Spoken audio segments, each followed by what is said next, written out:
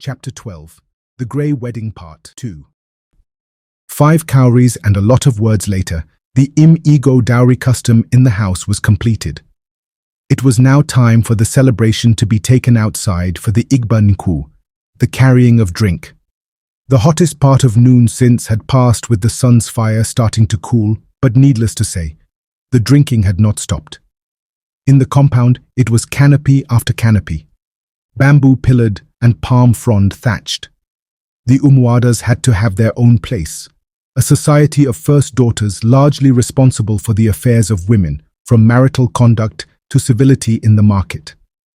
They were a necessary check for the power of the men, and a great representative for women in kingdom politics. There was another canopy for the Umunas, men from the father's village there, to bear witness and drink to stupor. Then there were canopies for the titled men, the Nzes and the Ozos, the Ezes and the Obis. Distinguished men like master hunters, decorated warriors, and Agbara men of science also had a place right next to Ndi Odu, the titled women of the White Tusk Society. There were other canopies too, for whoever wanted to drink and celebrate. For a man like Nnanyi, famed as an Ogbuagu, a leopard killer, needless to say, there wasn't anyone that could make it to his obi that was not present. In fact, the celebration spilled into the streets, lines of stools and small chairs meandering down the road with bamboo cups floating around. Anyi remained close to his father as he had been instructed to.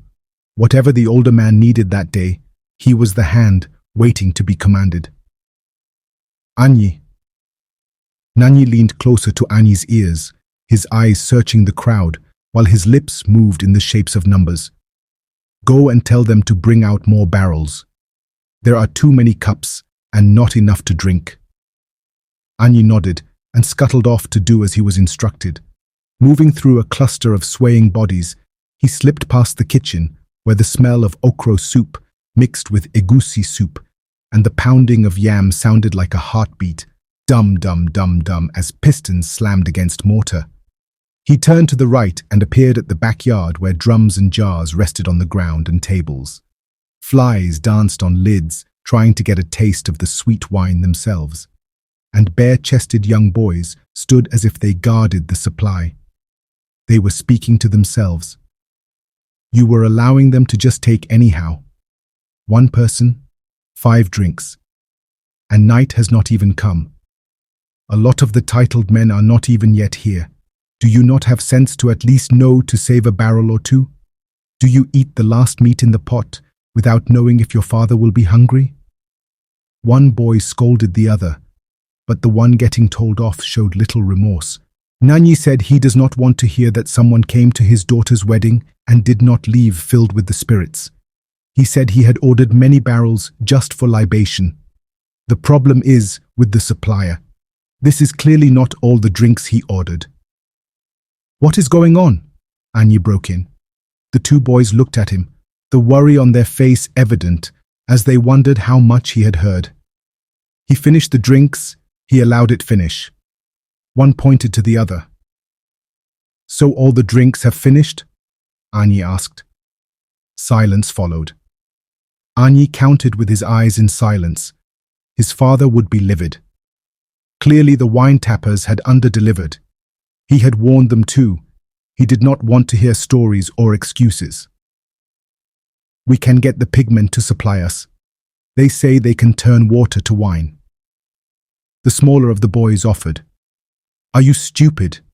It's like this grey eyes are rotting your brain. How can someone turn water to wine? The bigger one responded. Do we not turn palm juice to palm wine and then kai? Stop, stop, stop.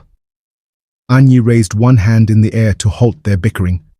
If my father hears this, he will kill somebody. Instead of all this talk, how about one of you go and trace the wine tappers, or call the pigmen you say can turn water to wine?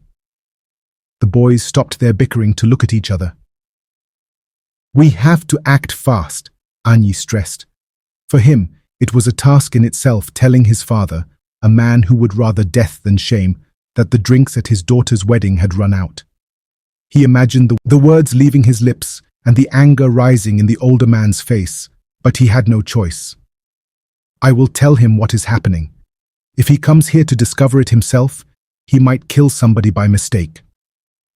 Anyi turned and left, the two boys still wondering why they stood still guarding barrels that already echoed with emptiness. Don't just wait here. Start going to the palm fields to search for the barrels. Maybe one of you can even start heading to the pigmen just in case. On Anyi's word, the boys scrambled their way out.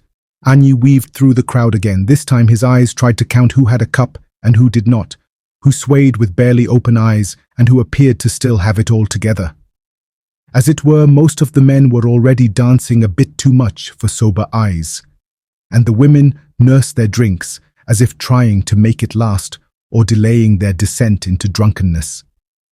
Nnanyi was boasting about getting someone drunk when his son found him. Ah, Chielugo, when we are finished with you today, you will enter the hen house and make a bed in the hay. Just make sure none of the chicken lays eggs for you. The men and everyone within earshot laughed, the kind of roaring laughter characteristic of men already on the journey to said hen house. Nnanyi. Anyi tugged at him as gently as he could, as if any louder intrusion would have been rude or at least improper. What is it? Didn't I ask you to tell those boys to roll out another barrel? Do I have to go there myself? Nnanyi had barely started drinking and was not one to take too many cups to find his confidence. He, however, was not immune to the spirit of excitement and the performance of power often expressed in the ability to spoil one's guest. Nnanyi, there is something important I need to tell you. It was all Anyi needed to say, and his father understood the need for discretion. Give me a second, he excused himself. As some of you with married daughters would know, there is no day you must be more servant than lord than on a day like this. The men, largely his age and rank in status, roared with laughter at the joke. Under the cover of their excitement, he slipped away to listen to his son. Over the music that seemed to swim from every direction, finding a quiet place to speak meant quickly stepping into a hut. There people still lingered with cups, but there was enough room to find a corner one could whisper in. What is the matter? Nnanyi asked, his thick brows furrowing so much they almost touched in the middle of his lined face. Nnanyi, the words were on his tongue, and then at the back of his throat. Nnanyi, he tried again. Speak, boy, his father commanded. Nnanyi, it's the drinks. He stared. What about the drinks? His father pressed, patience that already wore thin slipping away in his tone. I went to the back to ask them to bring out another barrel, but Anyi paused to muster the last drop of courage in his shaky heart. But they said that the drinks have finished, that the drink people had not delivered all they had promised. So you are saying that the moon is not even in the sky yet, and my daughter's wedding runs dry as the desert plains of the northern lands. Is that what you are saying? Anyi said nothing, but he nodded his reply with a swollen face. And what are they doing about this? I hired their people to supply the wine. It is not my business if their supplier has failed them. They must do something about it. Anyi had imagined that telling his father about the problem was the harder part. But in many ways, although the older man's voice was lined with anger, he had tried to keep a grip on it. If anything, he seemed to be more reasonable than mad. Asking what was being done at least showed that he was open to something being done. Something that wasn't dragging the supposed wine suppliers by the ears and lashing them with a cane. They have left to find the supplier. They are suspecting maybe something happened on the road. One of them will also be speaking to the pigmen. They say that they have used them to turn water to wine in some weddings. Ala Anapugi? Nnanyi barked at his son. Are you stupid? Anyi, embarrassed for reasons he was not too sure of, only blinked. Solemn eyes on a solemn face. So they will tell you that me, Ogwagu of Ika Kingdom, will taste the blood-colored wine of pigmen, and you will not tell them that your father you know would rather drink from a frog-poisoned well? I'm sorry, Nnanyi. It's just that so many titled men have had nothing to drink. I didn't want to leave anything to chance. I will tell them to hold on with the pigmen. But what if they are our only choice? Nnanyi sighed, a heavy sigh that carried a weight to match the thoughts that had brought it on. Have you said anything to the groom's father about this? Nnanyi asked. No, I have spoken to no one else about it, only you. Good. Nnanyi's eyes drifted out the window and into the compound, where people still laughed in between the chattering of their lips. I came together with him to make these drinks happen, to give our children a befitting wedding. I was the one that collected the cowries and silvers from him. It was my responsibility to ensure everything went as we had discussed. This is so embarrassing. Anyi needed no lesson in the way of his people to know that pride was a staple in the culture, and depending on a man's status, even higher levels of it were expected of him. He watched his father grind his jaw with tension and then sigh again. They should find the wine men. But if they can't and the pig men must come here, I will see them first, before they start passing out anything. Is that clear? Yes, it is very clear. I will say it again so you will not say that you did not hear. Anyi nodded and waited. If we must use the pigmen, make sure I speak with them first before anything. Are we clear? Yes, we are very clear. Anyi knew his father enough to know he had only considered this path because they couldn't weigh the shame of his perceived incompetence over that of his tribal pride. He also knew it had much to do with the fact that this was his daughter's wedding, not his own affair. The shame he was now trying to avoid was for the entire family, and not just himself. Whichever one they are doing, they need to do it fast. There is no time to waste.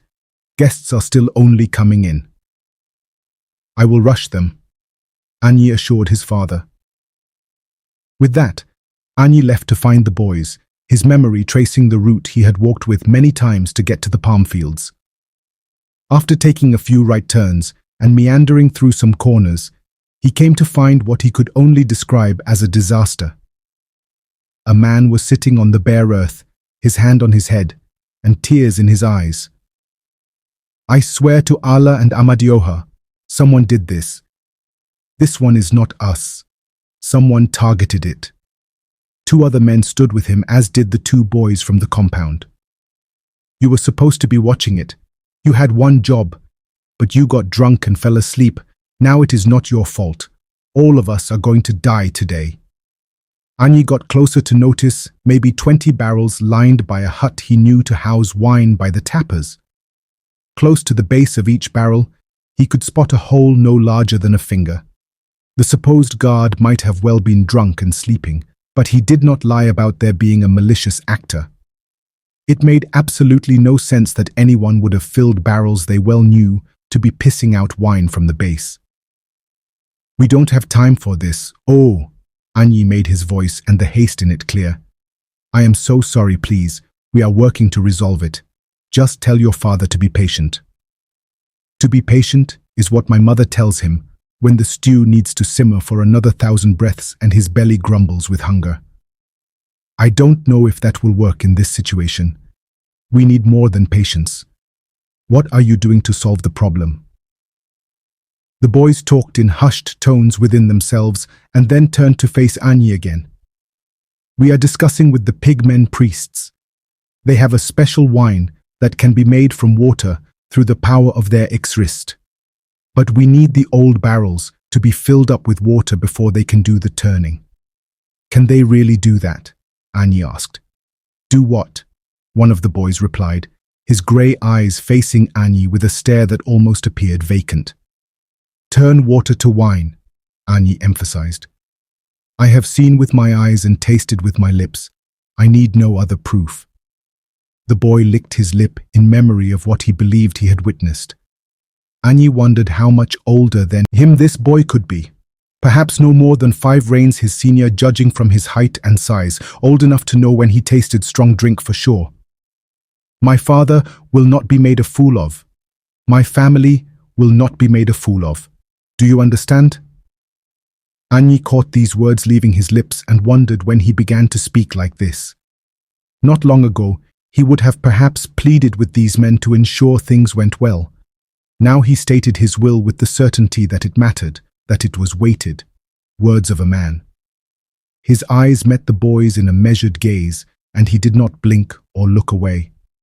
Somewhere in the recess of his mind, the vicious face of a masquerade flickered, and the growl of a panther could be heard. In his body, it was as if he could feel the energy in that memory. No one is going to make a fool out of anybody. I am telling you, I have seen and tasted. Am I not a wine supplier? The other boy said nothing, his confidence chinked with what Anyi could only imagine to be shame. It was in how the boy's brown eyes searched the floor, as if he had dropped his honor on it. Okafor, help me tell him nah. You are just standing there. The bigger boy tried to encourage his partner. They will deliver. I have seen it too. He made no mention of taste.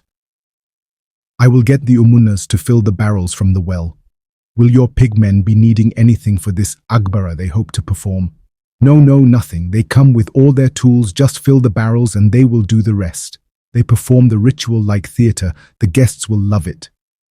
If you wish, they could present it as a gift. The brown-eyed larger boy spoke in a rush. I think your father will prefer it that way. Anyi could not imagine how exactly the pigmen displayed this magic it appeared they possessed, but it was them or a sober wedding. We are waiting, Anyi concluded. What will happen to me? The grey-eyed young man supposed to have been guarding the barrels in the storage asked. That is between you and your ogre. He is at the wedding too, so when we run dry, I will inform him. Anyi spoke with his eyes searching the leaking barrel. I can give you the extra we saved at the back. It's not much, but the vandals didn't get to it. The boy escorted them to the back, where they found 2 barrels maybe as high as Anyi's waist. The boys picked one each.